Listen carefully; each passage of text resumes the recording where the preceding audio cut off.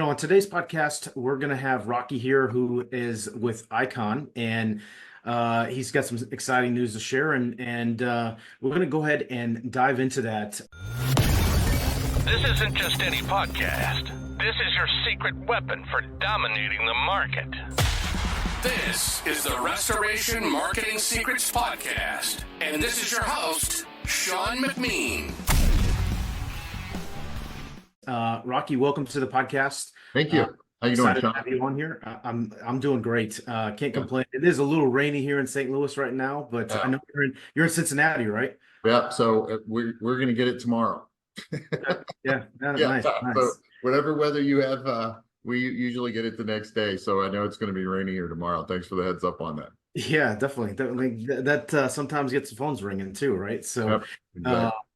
Well, I know you've got some exciting news. It sounds like you sold your restoration business, and so I'd like to talk with you about that. I did. It was not a for sale business. It was really kind of by accident. I know that sounds weird to say, but just like probably most every other restoration company out there, I was getting a call a week, and I'd always tell them that, we're not a for sale business, and just kind of happened. Yeah. And how long has Icon been in business? 20 years. We celebrated our 20th anniversary in March of this year, and along the way, though, I'm probably like everybody else out there. I'm a serial entrepreneur, and this was my 12th business that I sold, and I've got 3 others that I'm doing right now. And once you figure out the secret sauce, the systemization, the scaling, it gets easier and easier every time. But I love the restoration business. The reason I held on to it for 20 years was because I love the chaos. I love organizing the chaos. I love the restoration industry. So it's kind of bittersweet that I'm sort of out of it. But since we only sell to restoration companies on the One Tom side, I still have my network of brothers, I guess you could say. So, yeah, absolutely. Yeah. I mean, it's a close-knit industry, right? And I love it. A lot of people share so much information that, you'll go on these online Facebook forums, and people that are just getting started out of the industry, they're getting lots of information about how they can get into it, things to be aware of. So now that you've sold your business after 20 years, for those that are maybe starting out, kind of been doing it for 1 or 2 years, how did you set yourself up for that sale? And if somebody's looking to do that, it's a lot of moving parts. Yeah, it's a great question. The industry is selling for 5.5 to 6.5 times EBITDA. They say multiple of. Yep. And when these folks approached me, I said, I'm not going to sell for anything less than 7 times, EBITDA.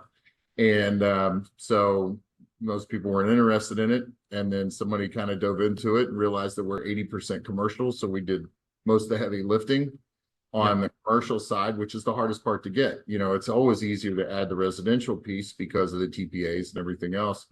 So I was able to do something that most people can't do, and that's get 7 times EBITDA for our business.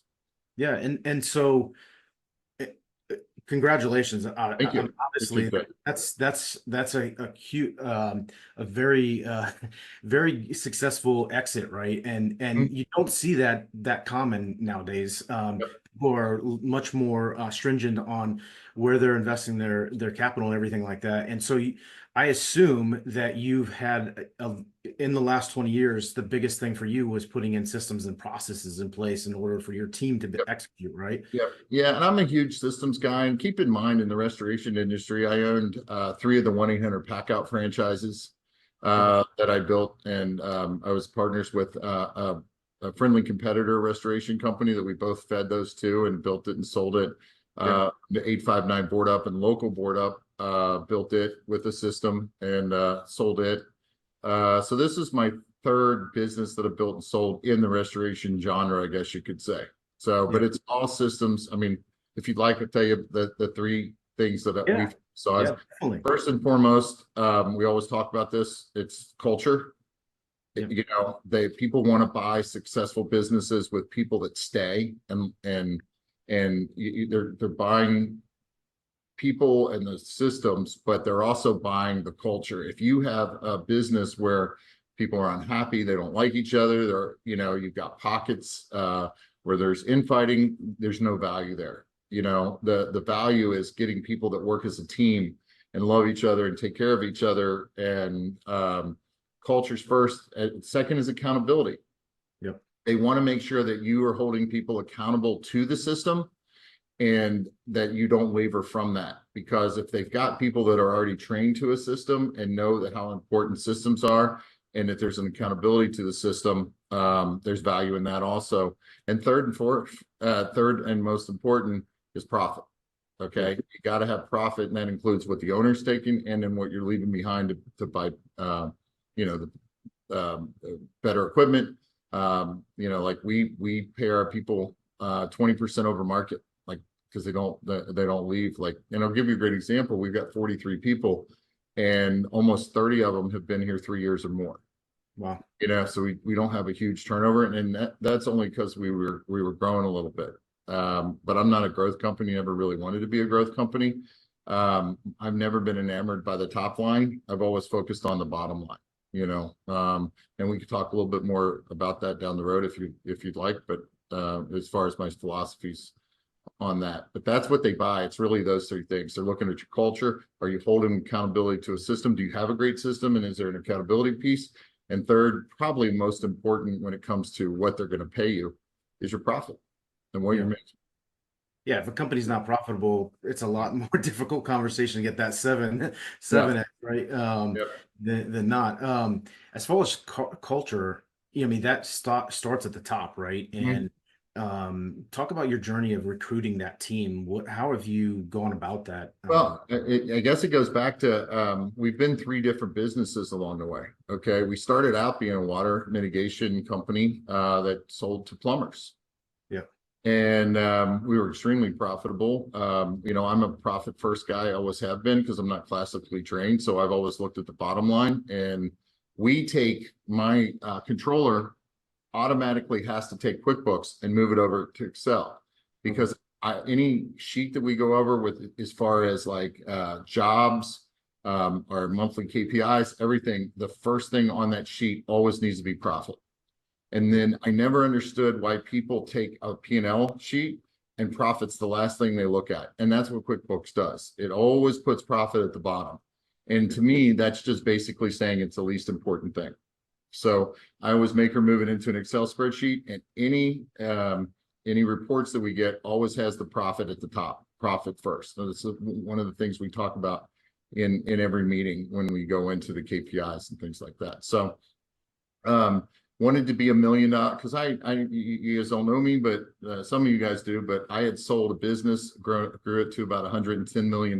We were in 3 states, 5 locations, and sold it to a private equity company back in 2004. And that's how I got into the restoration industry. And again, this was my 12th business that I've built and sold along the way. So, and now I've got a franchise right now called One Tom Plumber that we're building. We're going to do over $50 million this year in that. We've got 83 franchises, and we only sell to restoration people. Okay, we're a bolt-on to a restoration company. Having said that, back to what your original question was, well, we started getting our back to when I was selling to plumbers, and that's how we were building our restoration company. Roto-Rooter, which is actually based in Cincinnati, started getting into restoration, and some of our other larger accounts followed. So we shifted into the TPA world, and we went from a $3.5 million company making $1 million in taxable profit to a company that was doing $5 to $6 million and made $250,000 in profit. So I realized pretty quick that wasn't a winning proposition. So I actually went out and bought the 1866 plumber franchise, and turned it into One Tom Plumber, because I just wanted to do more commercial work locally. And that was in 2019. And just to tell you how that worked for us, was in 2019, we did $750,000. We killed all TPAs in water. Last year, we did $5 million in water, $7.5 million total.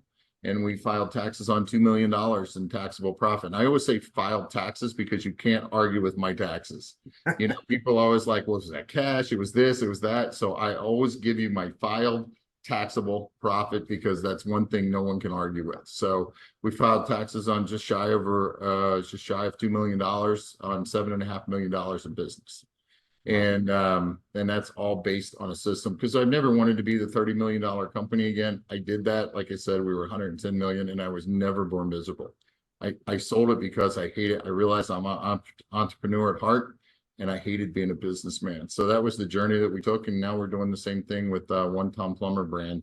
And it's just solely built to help restoration companies do more commercial and more water damage. Period. Yeah. It's basically giving people their own plumbing company in their building to bring in more business. And that's how we took it from TPA world, which we shut off January 1st, the year of our Lord 2019, and said, we no longer do TPA work. We're now a commercial company. And last year, 80% of our work was commercial, which means no insurance companies. Okay. Unless it's over $150,000 water damage. So it's been wonderful. The great transition. It's an amazing transition.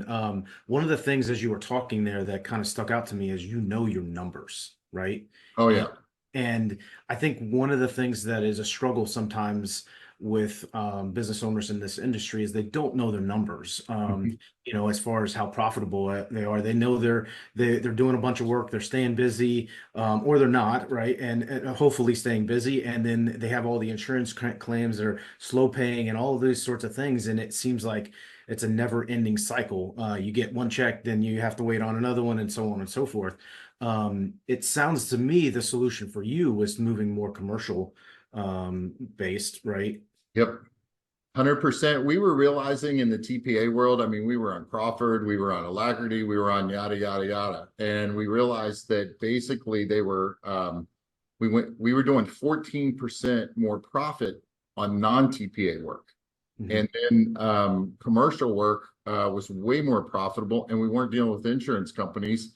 And that's why I went out and bought the 1-866 Plumber franchise and then rebranded it to the One Tom Plumber. The name is the phone number brand. And that was really just to help Icon, which is Icon Property Rescue, which is my property restoration company, transition from the TPA world into the commercial water damage world. And it was you know, we tell you the numbers we did last year, but it took us 4 years to do that. I mean, it's not like I'm a wizard where we just walk in and we're now this. I mean, it literally took us 4 years to get to the 5 million in commercial water damage piece. You know, well, it's 4 million in commercial and about 1 million in residential. We still love residential.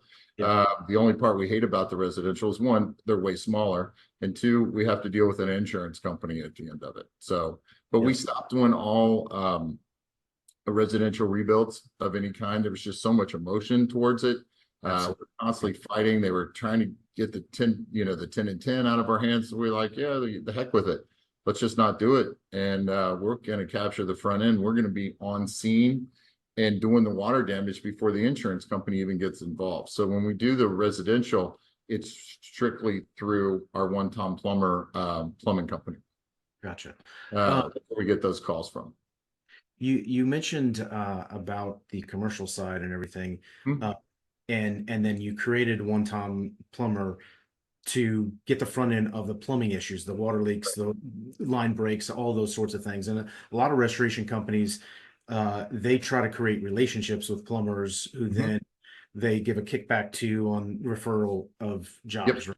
And it started that way, but it's exactly the way we started. It was great, but then it got, I mean, we were doing $100 referral.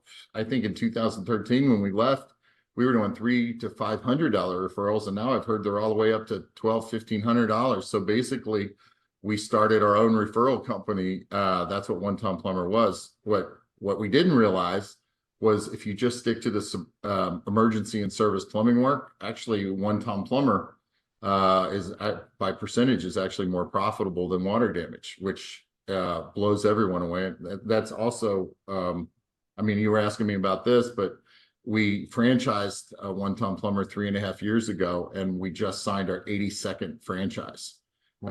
and we only sell to restoration companies. So I guess we just hit a niche, people wanting to move into the commercial water damage space and to create their own water damage referral source in-house. So and it's just another profit. If you're going to build, what we call generational wealth, where you're building something that you can sell at such a great value, when you got something else that profitable, it's just a no-brainer. Yeah. So tell me a little bit how that works. You said One Tom is your primarily, or your goal is to pair with a restoration company. That's right. Is that two separate entities then, or is it turned into one, or what's the goal? That's a great question. That's actually our number one question when we start talking to our franchisees. But think of it, the best way I can think of it is driving down the expressway and you see Love's and McDonald's, or Love's and a Subway. It's two separate businesses in the same building, different colors, different employees, different methodologies, but they're sharing the same customer. So One Tom Plumber is its own business, its own franchise in your building that the phone call comes into, and then you route that phone call. Well, you don't actually route it. A lot of times we actually dispatch the restoration people from the One Tom Plumber, even though it's a separate entity, it's a separate company.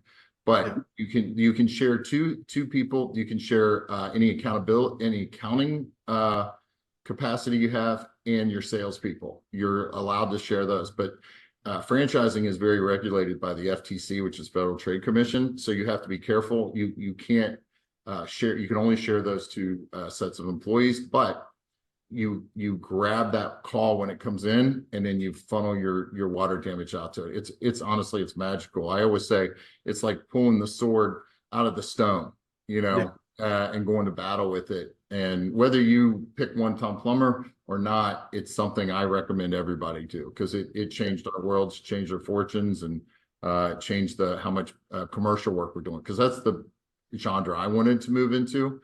Because I was just sick of fighting the insurance companies every day for the restoration. We did the hard work. We got in there. We did everything. And then you got to fight for your money. And we still have to do that. Don't get me wrong. About half of our phone calls are residential. But because the commercial work, the dollars are so high, it's about 80% of our dollars. But half of our phone calls are still residential. We still love residential. We just hate fighting with the insurance companies. Gotcha. Or be beholden to them. Two questions come to mind, and these are questions that some of our clients have on the plumbing side. I've seen on the plumbing side is that they're not a licensed plumber, and number two, the work that they don't want that comes with plumbing, like replacing maybe a water heater, or there's the installing of a faucet, those sorts of things. How do you address those? It's a great question. And that's the work we do, because those are the ones, the water heaters, the blown water heaters, those are the ones that create water damage. Yeah. The sump pumps and things like that.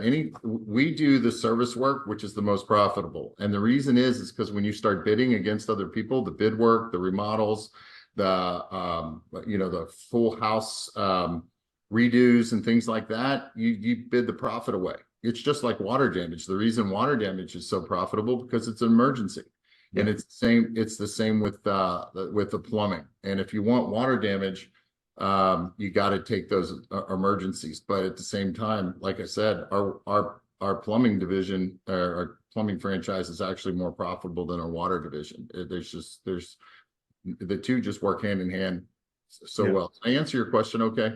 The first question was the licensed plumbers. So you go out to getting you a licensed plumber is probably the easiest thing we'll do, because it's such a retiring market that really most of the work that we do doesn't require a licensed plumber, so to speak. What's the word I'm looking for? Like a master plumber. You have to have one in order to be in business. But the only time you do that is when you're doing the remodels, the rebuilds, the things, anything permitting. You don't need permits to do a sump pump. You don't need permits to repair a water line. You don't need permits to do a faucet change, a toilet reset, anything like that. So rarely do we ever need a permit, but we have to have a licensed master plumber in every location. So we'll hook you up with those guys for when you do need that. And I tell everybody, getting you a master plumber is the easiest thing you'll ever do.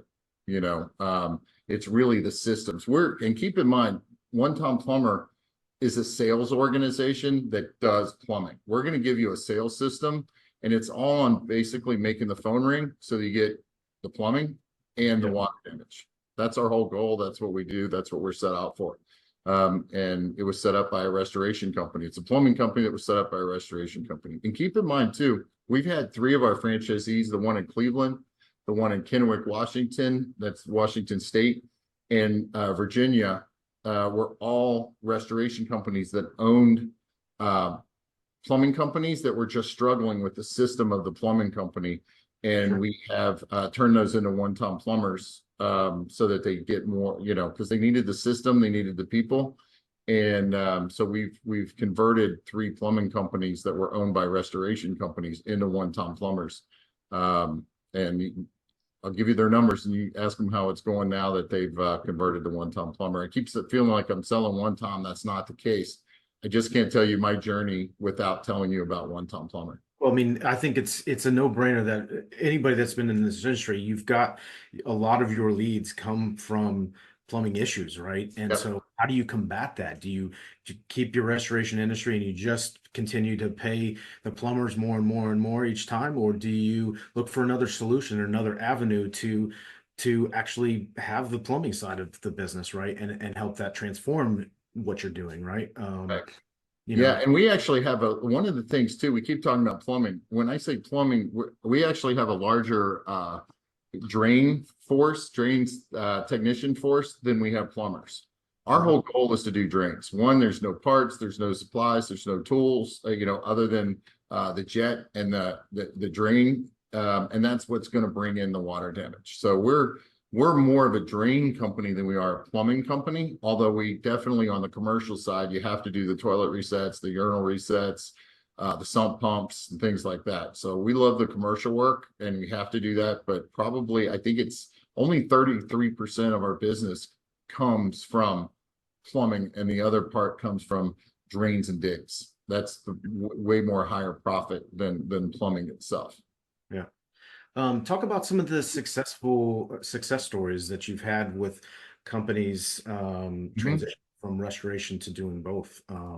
Is there one or two that come to mind? Obviously, you're a perfect model, right, of your situation. But is there a couple other ones where? And can I go back? There's no perfect model, dude. we're still. I was 20 years in business, and we're still fixing things, adjusting things, moving things. But we had it down pretty good. We call it tweaking. When you can get down to where you're just tweaking things, you're doing really well. And we had it down to where we were tweaking things. But are you talking about like the Virginia and the Cleveland and the Kennewick, Washington? Yeah. I mean, what kind of were their situations? What's your ideal fit from a restoration side? That's a great question. Somebody doing $1 million in water, because I hate to say this, but we've turned more people down because we were scared we were going to literally grow them out of business. They just weren't ready to jump on the commercial bandwagon. You've got to be doing $1 million plus in water damage to have enough equipment, have the resources, have the manpower. So if you're not doing $1 million in water, we're not your cup of tea, okay? Because you're going to get business, you're going to get big business, and you're going to get commercial work.